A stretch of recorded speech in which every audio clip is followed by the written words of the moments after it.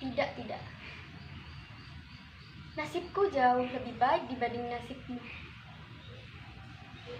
Dan aku memikirkannya itu sudah lama. Lihatlah dirimu. Kau nampak lebih tua. Padahal umur kita kan sebaya. Siapa suruh kamu pilih sis?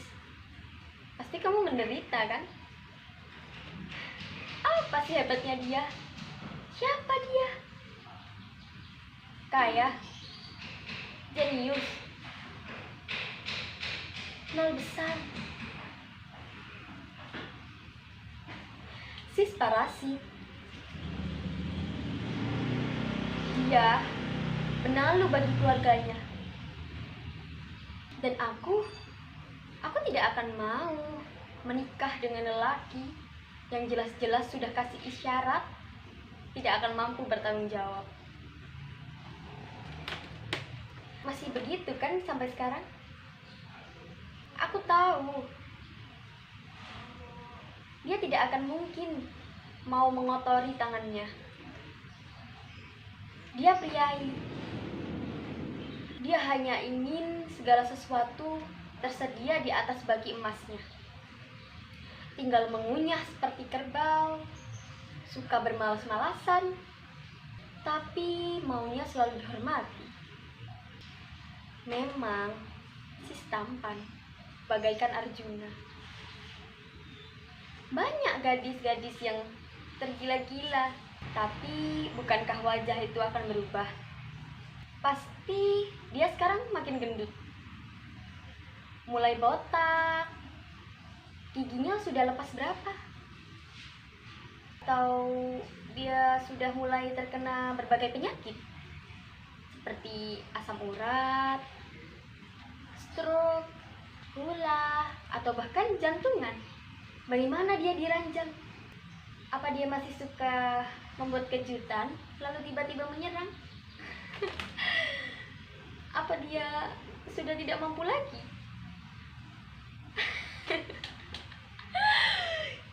Jangan tersinggung, jangan marah. Cuma bercanda. Ku akui, jeratmu ternyata jauh lebih ampuh. Bahkan setelah denganmu, dia tidak lagi menengok gadis-gadis lain, cuma kamu. Tapi ketika hari sumpah serapah itu meledak, dan kamu seketika dibenci oleh banyak gadis. Aku juga tidak tahu kenapa kita dipertemukan di sini. Untuk apa aku kemari? Tapi aku tahu dulu kalian sering bercintaan di sini, bukan? Di bangku ini. Jangan salah sangka, aku tidak mengintip. Cerita itu sudah jadi rahasia umum. Kami sering menggosipkannya dengan hati yang kesal dan cemburu. Orang bilang, kalian paling suka diam-diam berjam-jam di sini, bergandengan tangan. Dia memelukmu, menyentuh pipimu, dan bahkan memejamkan mata dan mencium bibirmu. Kamu sogok penjaga taman, akan bisa bebas berbuat mesum di sini sepuasnya, bukan?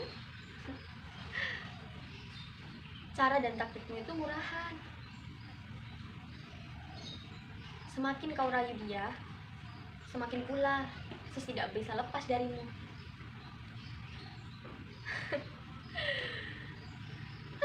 Sudahlah. Untuk apa cerita itu diulang kembali? Tidak ada gunanya. Berapa anakmu sekarang? 10? 15?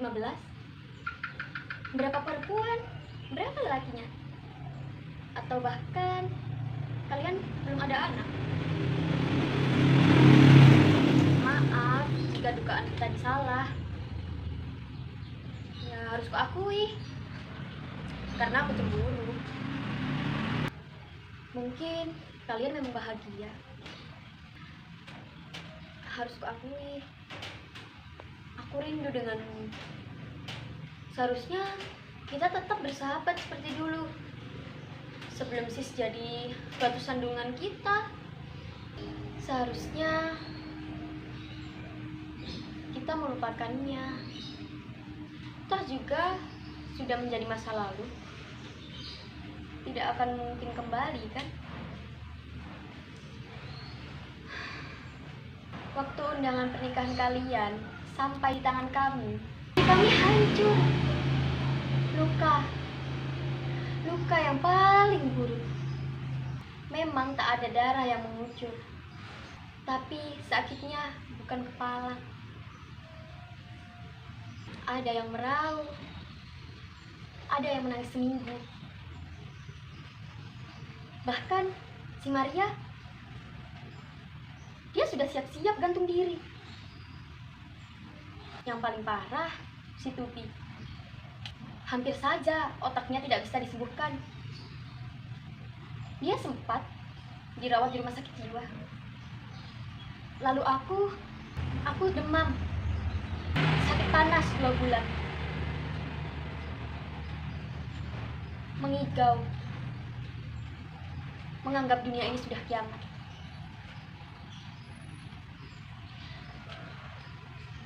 Heran, siapa sis? Mengapa banyak gadis yang ia patah hatikan? Apa hebatnya dia? Apa bedanya dia dengan lelaki lain? Dia datang hanya memberi luka, lalu pergi begitu saja. Apa dia berhak? Setan. Dia tidak punya hak berbuat sekeji itu.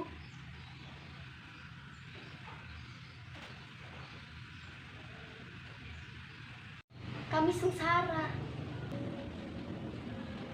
Dia enak, nyaman, punya keluarga, berumah tangga, bahagia. Sedangkan kami, dia tidak peduli dengan kami. Tidak peduli janji-janji asmara yang pernah diucapkan kepada kami. Kamu pasti tahu, atau paling merasa, sis punya hubungan banyak dengan para gadis. Dia seperti lalat, menyebar telurnya, membuahi lainnya, dan dibiarkan begitu saja. Dibiarkan hidup, menggapai angin, sendirian, lalu mati. Sis mata keranjang, mau menikah denganmu pasti ada maunya. Tapi mungkin juga kamu yang terpakai memasang tali jerat.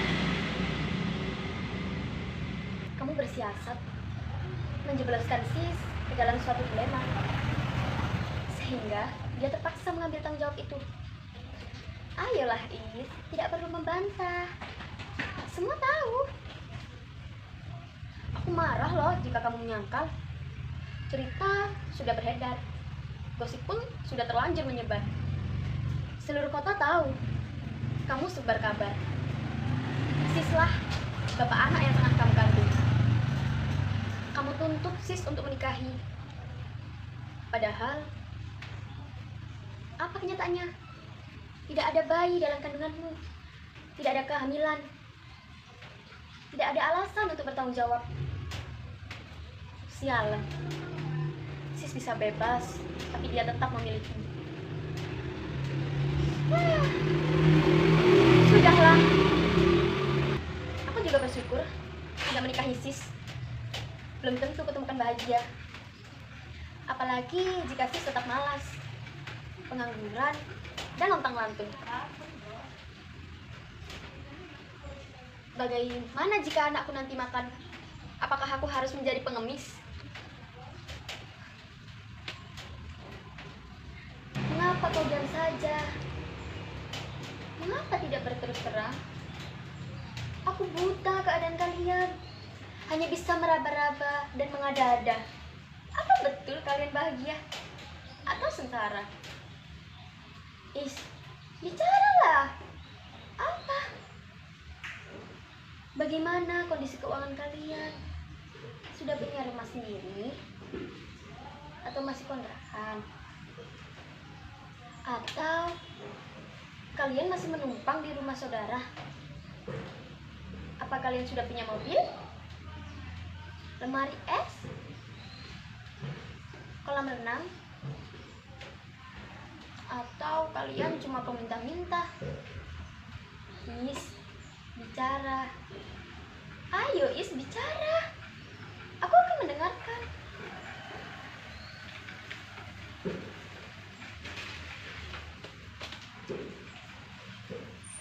Baiklah. Mungkin kamu enggan. Tidak apa. Aku rela bercerita lebih dulu. Tapi janji, sesudah aku, giliran kamu ya. Setuju? Oke, aku mulai. Sesudah kalian menikah dan aku sembuh, aku berkenalan dengan seorang pemuda, anak tunggal konglomerat, pemilik pabrik besar batu bara di Kalimantan.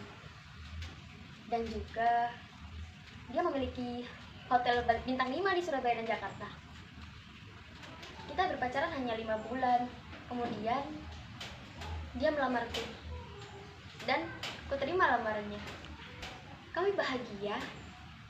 Anak kami 5, 2 lelaki dan 3 perempuan. Kini aku punya semua yang diimpikan perempuan. Rumah besar dan mewah, halaman luas depan dan belakang. Bahkan aku punya kolam renang air dingin dan air panas. Dan tidak lupa mobil yang sangat mewah. Hidupku serasa di surga, bagaikan raja dan ratu. Apa saja yang ku minta segera tersedia. Kami mengunjungi tempat yang terdapat kenangan bagiku dan suamiku. Aku sengaja mendatangi taman ini, sementara suamiku menggelar pertemuan dengan para birokrat, membahas prospek masa depan kemajuan kota.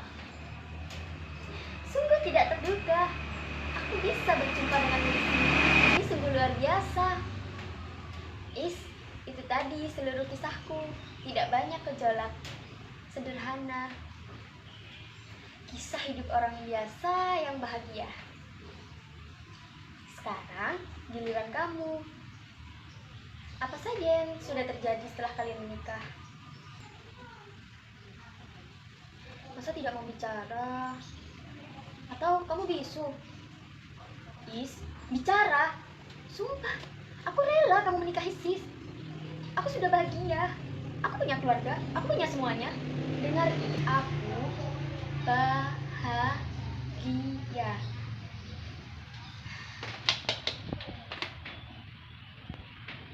Aku sama sekali tidak punya niatan mengganggu kamu.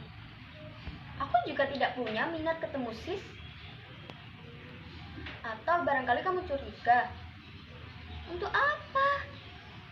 Rumah tanggamu, hakmu, tidak boleh diganggu. Punyaku, ya milikku. Kita bersahabat lagi seperti dulu. Jika kamu punya kesulitan, aku pasti akan menolong. Kalimatku bisa kau pahami kan? Aku sudah cerita jujur. Sekarang giliranmu. Cerita saja padanya. Tidak perlu kau tutup-tutupi. Ini tanganku. Mari kita salaman. Aku bersedia jadi sahabatmu kembali. Tatap mataku. Aku tulus. Sumpah.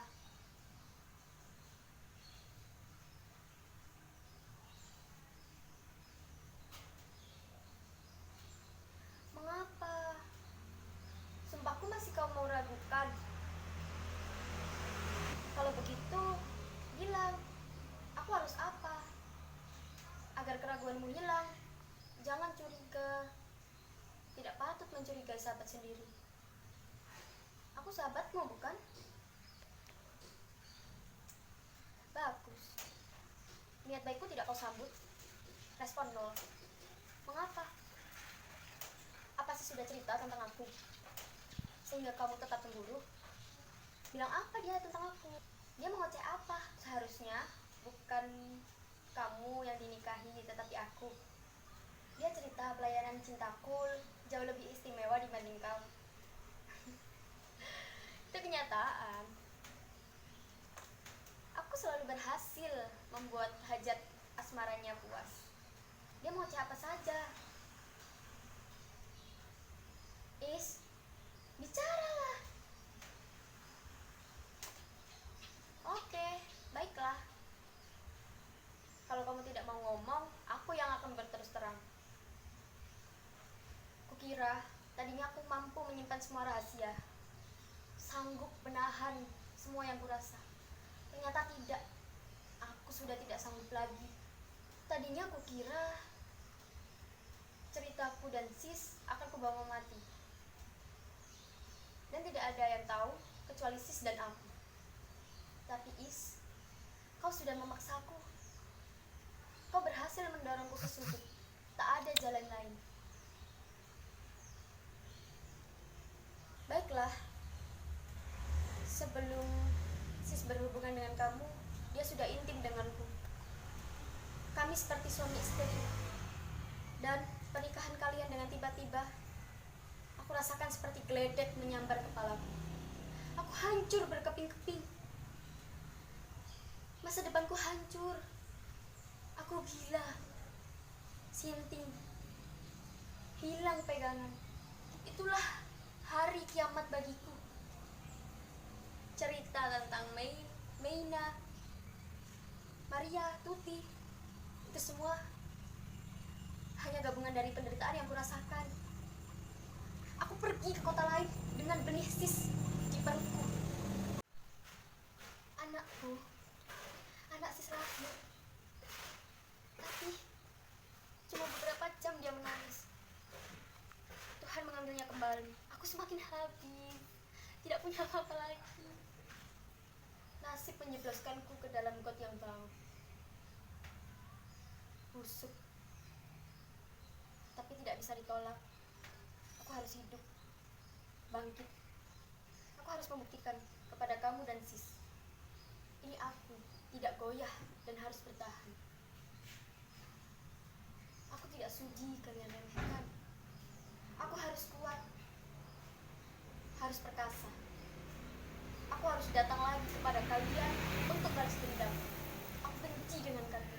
Karena kalian, aku jadi bola sepak nasib. Aku singgah dalam pelukan banyak lelaki. Ganti berganti, aku jadi pelacur. Karena dunia menolakku. Segala kebahagiaan yang kuceritakan tadi hanya hayal. Aku tidak punya apa-apa, kecuali segala yang busuk. Kalaupun mampu, ingin ku hancurkan kebahagiaan kalian. Ingin ku bunuh kau dengan Sis. Kau dengan Sis sudah merampas masa depanku.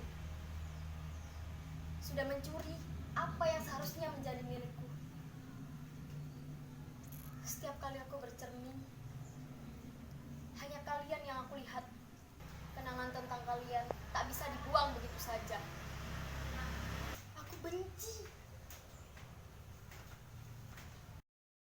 Dan As sesungguhnya tidak pergi. Dia hanya duduk di tempat Is, yang hadir dalam bayangan. Sebagai Is, dia bangkit perlahan, menatap awan. As atau Is tetap beku. Suara hatinya bergema. Memang mulutku terkunci. Aku tak tahu harus memulai dari mana. As tidak tahu. Perkawinanku dengan Sis hanya sanggup bertahan 7 bulan saja. Sis ternyata sudah pernah menikah dan punya 2 anak. Pada malam wanita itu memberitahuku, Sis pergi begitu saja. Sejak saat itu, aku tidak pernah tahu dia berada di mana. Siapa yang tahu? Bagiku, Sis sudah lama mati. Apa cerita itu harus kubeberkan kepada As? Apa gunanya? Is atau As duduk termangu di bangku taman. Sepi semakin menjadi. Tak ada lagi suara burung. Jalanan dekat taman pun seakan mati. Mungkin hingga kini, As atau Is tetap duduk di bangku taman itu. Merenung, menunggu. Tapi, apa yang ditunggu?